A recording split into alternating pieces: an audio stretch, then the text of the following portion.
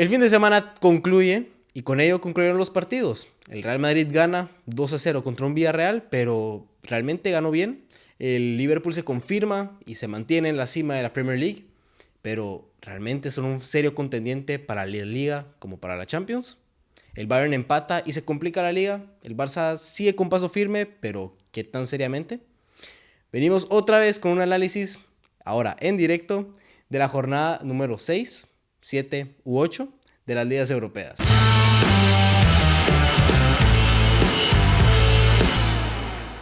Comenzamos con el Real Madrid contra Villarreal, un partido donde el Real Madrid comienza, bueno, de cierta forma ganando, pero antes del gol del golazo de Federico Valverde, no una volea, pero un tiro casi que de primeras, gracias a un balón que deja pasar Jude Bellingham en una jugada que parece prefabricada desde un tiro de esquina.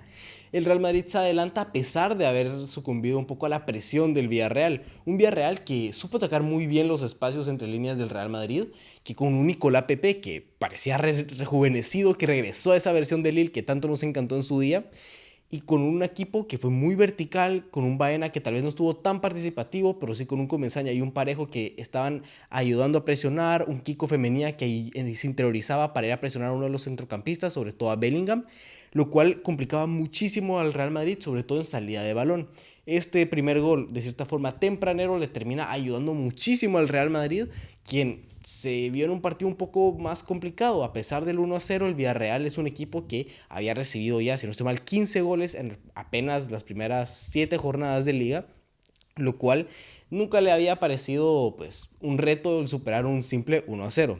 Parecía que el Villarreal podía conseguir en algún momento el empate, termina llegando a la segunda mitad, un Real Madrid que en ningún momento terminó de convencer, junto con un Mbappé que no jugó para nada bien. Estamos muy dubitativos del nivel del francés, que ya no solo a nivel de cifras, que bueno, es cierto que ha anotado goles, pero muchos por la vía del penal, y muchas veces han sido el segundo penal, o un penal que le quiso regalar Vinicius, que le han ayudado un poco a maquillar estas cifras de un nivel un poco lento, al menos en este arranque. Posteriormente entra Vinicius Junior y con un golazo resuelve el partido, pero esta alegría no le duró tanto al Real Madrid, ya que a pesar del 2-0 y que el partido parecía completamente decantado para el Real Madrid, tal vez no se les complicó a nivel de goles o del resultado, pero sí a nivel de lesiones, porque Vinicius sale primero lesionado con una lesión en el hombro y posteriormente esa imagen que ya todos vimos de Dani Carvajal, que se rompió los ligamentos cruzados, que hubo daño al menisco, donde prácticamente hace un split en el aire con la pierna. No es para nada de quererme reír ni nada de la situación, solo fue una imagen muy fea. Que quitando ya no solo la gravedad de la lesión, aquí se van a ver muchas de las costuras del Real Madrid. ¿Por qué? Porque ya van 2 temporadas donde Florentino Pérez no planifica bien a la plantilla. Es cierto, la temporada pasada ganan una Champions League con una falta de planificación, sobre todo a nivel ofensivo. ¿Por qué? Porque el Real Madrid no tenía un 9. A pesar de eso, consiguen los éxitos conseguidos. El problema es que el Real Madrid, ¿cuál es el techo de este Real Madrid? El Real Madrid la temporada pasada hace una temporada casi perfecta, perdiendo únicamente un partido entre todas las competiciones, al menos en los 90 minutos. La única forma de mejorar esa temporada era hacer una liga perfecta, ganar la Champions League y ganar la Copa del Rey. Y no solo eso, por lo menos había una base sólida en defensa. Un Lunin que estaba a un gran nivel a pesar de la baja de Thibaut Courtois. Entró en ritmo en la temporada, ahora pues Lunin. Courtois no se ha lesionado, pero hay que ver cómo mejora el tema de la portería. Creo que no es un tema a preocuparse en el Real Madrid. El donde hay que preocuparse es en la defensa. ¿Por qué? Porque ya no está Nacho, que era un todo defensor. Podía jugarte de lateral derecho, lateral izquierdo, de central y siempre lo iba a hacer bien. Ahora ya no está. Se te lesiona Dani Carvajal, David Alaba no ha regresado de su lesión, que hace una lesión muy grave. Y solo te quedan Vallejo, que parece anticompetitivo, Militao, Rudiger, Fran García, Mendy y Lucas. Una defensa que realmente preocupa y mucho, sobre todo para las aspiraciones de este Real Madrid, que ya lo veremos a continuación con el resultado del Fútbol Club Barcelona, pero que es cierto que a nivel de resultados sigue presidiendo al club catalán, pero poco a poco parece que al menos la liga no le va a dar a este Real Madrid, sobre todo por tema de efectivos. ¿Por qué? Porque hay un calendario mucho más cargado y es una plantilla ya mucho más corta. Y ahora pasamos al otro partido, bueno, no inaugural, pero importante esta jornada en la Liga Española y hablamos del Alavés contra el Fútbol Club Barcelona. Donde a pesar de que el marcador parece, bueno, es muy engañoso, ya que se consigue un hat-trick de Robert Lewandowski en la primera mitad, el Alavés tuvo muchísimas ocasiones, cosa que yo creo que es algo que ya hay que empezar a hablar. El trabajo de Hansi Flick de forma positiva y también un poco la parte negativa y que me preocupa sobre todo de cara al regreso de la fecha FIFA. Hablemos de lo positivo primero.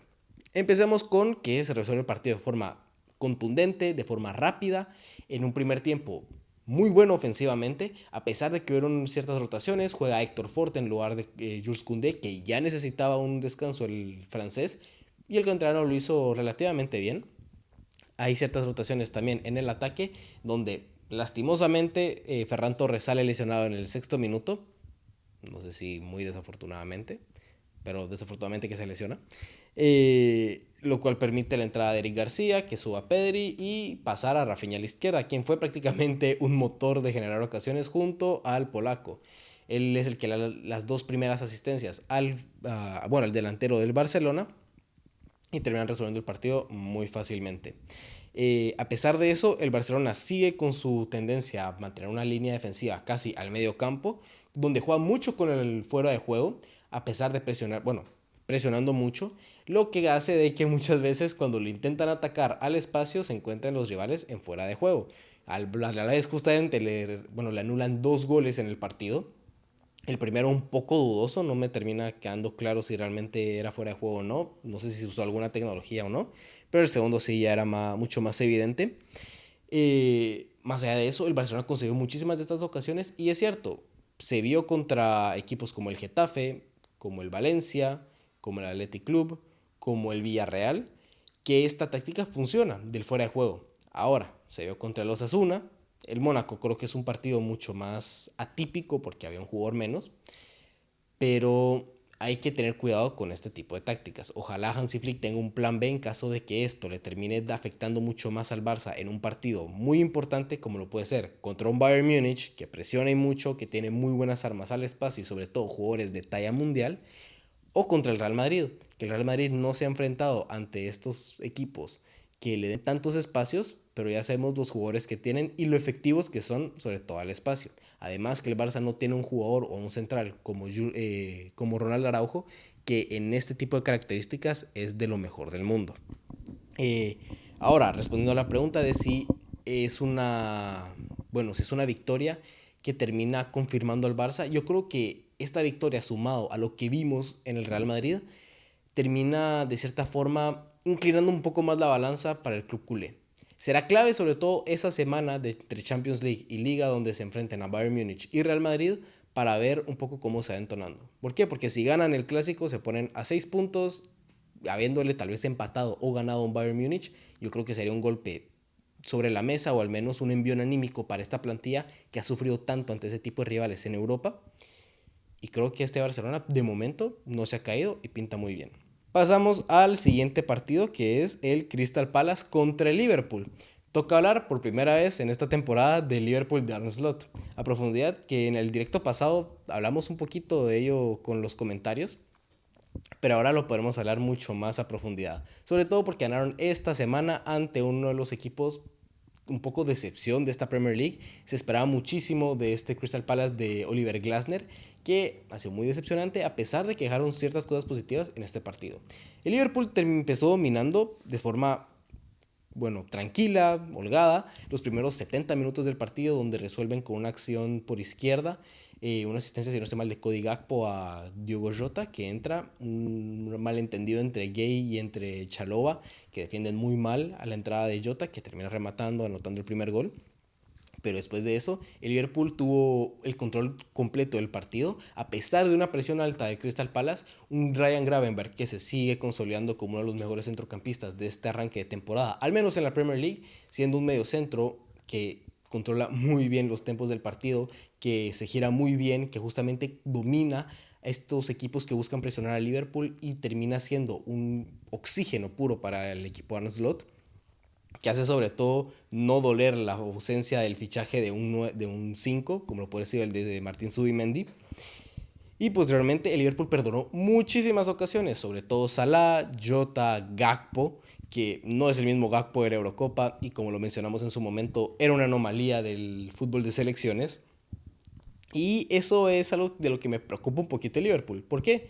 Porque después del minuto 70 el Liverpool termina compitiendo mejor de lo que terminó jugando. ¿A qué me refiero? El Liverpool, sobre todo ante los Wolves, ante posiblemente, bueno, contra el Milan sí un muy buen rendimiento en general del equipo, pero los primeros minutos contra el Milan, es un equipo que no solo está jugando bien, sino que parece que tiene esta forma de competir en estos partidos que se le atascan, que solo tienen los equipos ya no solo grandes, sino ganadores.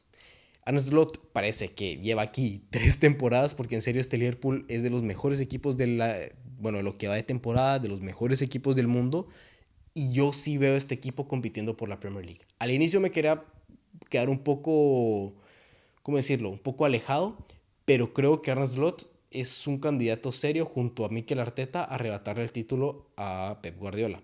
No solo eso, me parece, ya lo veremos después, un equipo a seguir sobre todo en Champions League. Más allá de este partido, hay que tener mucho cuidado con la lesión de Alisson, que lo comentaba con un amigo, me parecía de los 3 mejores porteros del mundo, un nivel altísimo que mantenía a Liverpool tranquilo en el partido, sobre todo por ciertas ocasiones que tuvo Crystal Palace en transición. Y después de eso se vio un Palace que buscó mucho el disparo desde fuera del área, justamente buscando estos porteros un poco sin experiencia. Hay que tener ojo porque no sé si Kelleher también está lesionado o por qué no estuvo en el partido del Crystal Palace, pero si hay una lesión y le toca al tercer portero, ojito a Liverpool que no sepan defender bien la frontal del área y que con tiros de fuera del área le puedan hacer mucho daño a este equipo. Además que lo vimos justamente retrocediendo ciertos metros y no dominando por completo el partido, veremos si es algo que pueda mantener y controlar muy bien Arne Slot en el futuro. Pasamos al cuarto partido que analizaremos hoy y es el Aston Villa contra el Manchester United. Y bueno, hace buen tiempito como para hacer una siesta, ¿no? Bueno, el problema es de que este partido fue honestamente muy aburrido. Fue un partido donde se vio un United que tenía ganas de empatar. Creo que Eric Ten Hag sabía que el empate le servía. No solo, bueno, no a nivel de puntos, pero a nivel de su puesto al menos. ¿Por qué? Porque empatan contra el Porto a mitad de semana. Una derrota aquí yo creo que sí hubiera sido suficiente para despedirlo, pero terminan empatando. Los primeros 70 minutos es un partido muy aburrido, muy lento, donde realmente no hay muchas ocasiones, fue más allá de algún tiro de Rodgers, algún tiro en particular. El Aston Villa se veía muy cansado, muy desgastado físicamente por el partido ante el Bayern Múnich, porque Unai Emery no ha gestionado realmente bien o no ha dosificado muy bien los minutos de una plantilla que es mucho más amplia que la de la temporada pasada, pero que yo creía que era también un poco peor. Sin embargo, me han caído un poco la boca el Aston Villa de inicio de temporada. Yo creo que justamente Unai Emery tiene que oficificar mucho más esta plantilla para que en este tipo de partidos, después de competir en Champions League, sean un equipo igual de competitivo, igual de agresivo e igual, pues justamente, de ser un equipo que demuestre que sigue compitiendo por Champions League temporada por temporada. El Manchester United defendió muy bien la frontal del área, tanto a Oli Watkins como a Morgan Rogers, como a John Duran, quien los tuvieron prácticamente 85 minutos inefectivos. Hubo al final una ocasión que el Aston Villa casi mete gol, gracias a un desvío de Dalot se salvan. Pero fuera de eso, un United que buscó mucho las contras, que al momento de progresar el balón, tanto Garnacho lo buscaron aislar muy, bueno, no lo aislaron, pero justamente no logró conectar muy bien. Zirkzee no terminó de jugar del todo bien. Bruno sigue decepcionando. Rashford, a pesar de ser quien lo intentaba más, no tiene buena efectividad de puerta, sobre todo esta temporada. Es un partido donde el United pues sigue demostrando las falencias que tiene, que sigue sin jugar bien, que a pesar de que le trajeron a un Manuel Ugarte por 60 millones no lo pone, que a pesar de que le trajeron a Matthijs de Ligt por casi 50 millones no lo pone, que en un partido prácticamente fundamental confía antes en Johnny Evans y en Maguire que en los jugadores que debería de confiar. Esto no sé si nos habla más de un técnico que busca guardar su lugar más allá que de asentar un proyecto. ¿Tú crees que el problema del United ahora es, o sea, Ten Hag, que solo no, ya no plantea bien ningún partido y espabila o un problema de la plantilla? A ver, yo creo que son tres grandes problemas los que hay en el Manchester United. Primero, Erik ten Hag. ¿Por qué? Porque ya la temporada pasada había sido una mala temporada. Que es cierto que hubo muchas lesiones, que, ¿sabes? Había ciertos jugadores que no estaban dando la talla. Y se podía dar un poco el beneficio de la duda a Erik ten Hag, sobre todo por lo que consiguió al final con la FA Cup. Eso yo creo que era era tiempo lo que se compró en Erik ten Hag. Se le dieron fichajes, porque el mercado del Manchester United es cierto que le faltaron ciertas piezas, pero al menos de posiblemente 8 piezas que le faltaban, trajeron 5. Tenía que haber por lo menos un cambio. Un cambio tenía que haber en el Manchester United y no se le ha visto. Se ha visto el mismo equipo que la temporada pasada. Y eso que ahora no hay lesiones. O sea, no hay excusas ahora.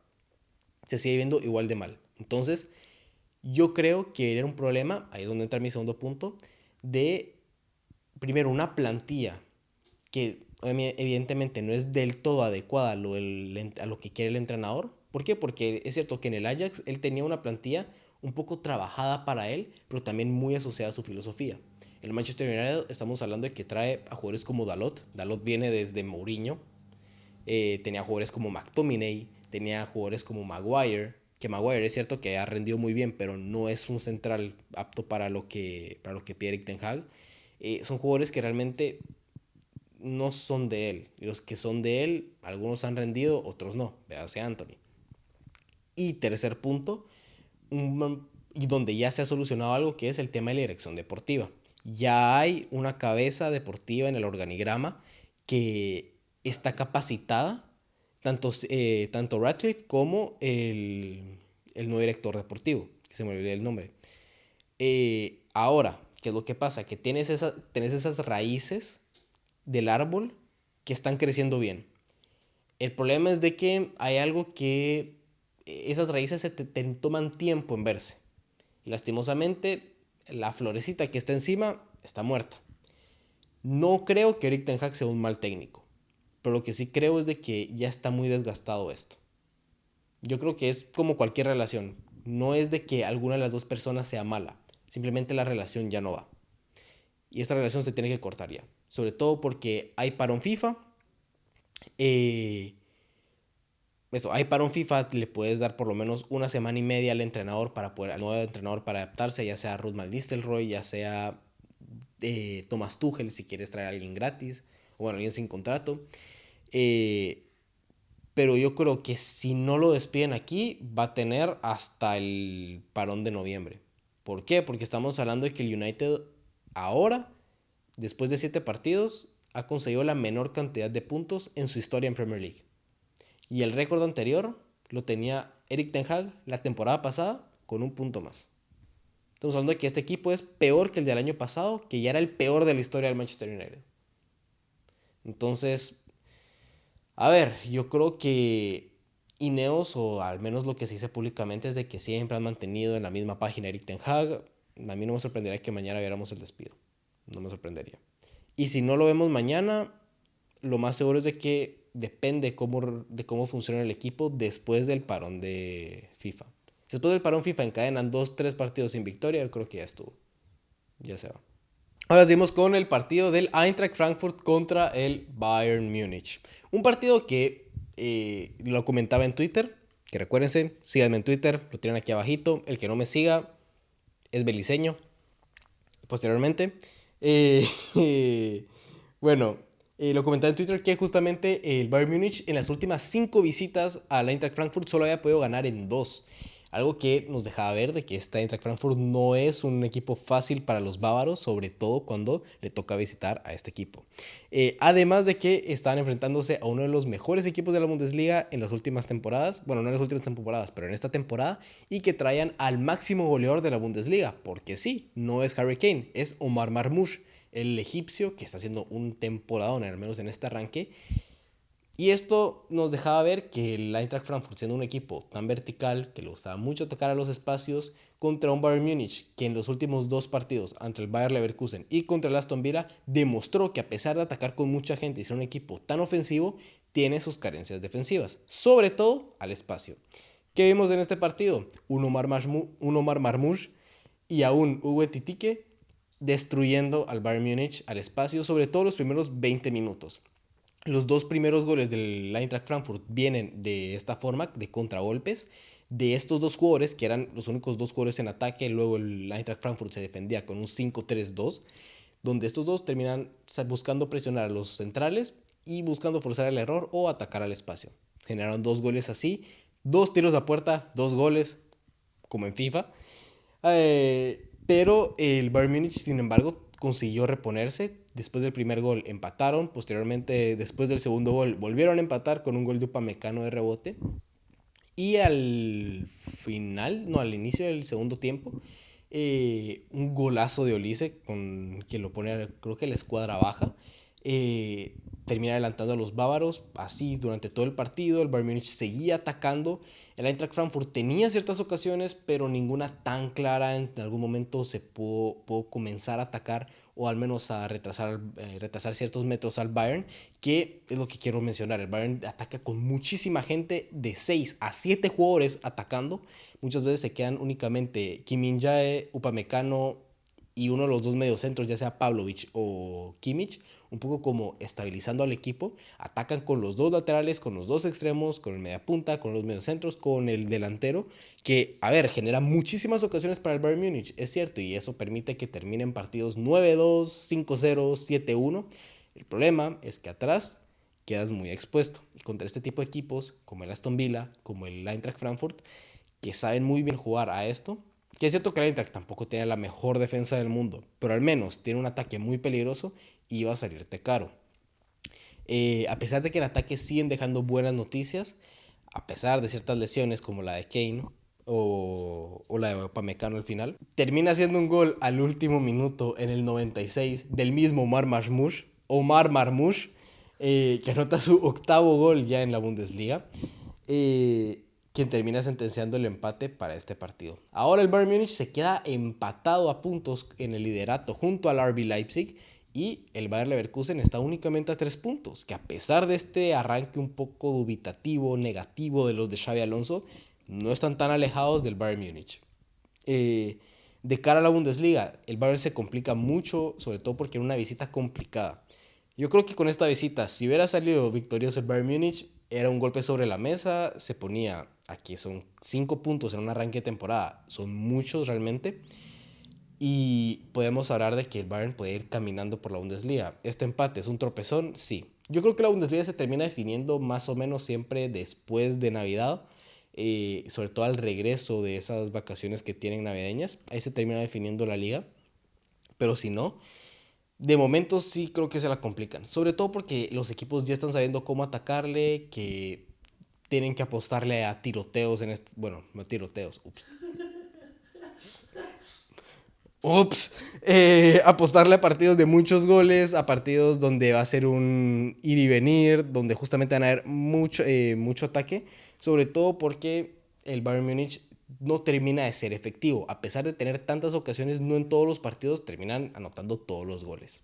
Así que la mufa sirvió, y esperemos que, a pesar de haber dicho la semana pasada que eran el mejor equipo del mundo y que eran de los favoritos a la Champions League, y que eso terminó haciendo que perdieran contra el Aston Villa y que empataran ahora contra el Eintracht Frankfurt, que eso permita que no le desfiguren la cara al Barça de Hansi Flick.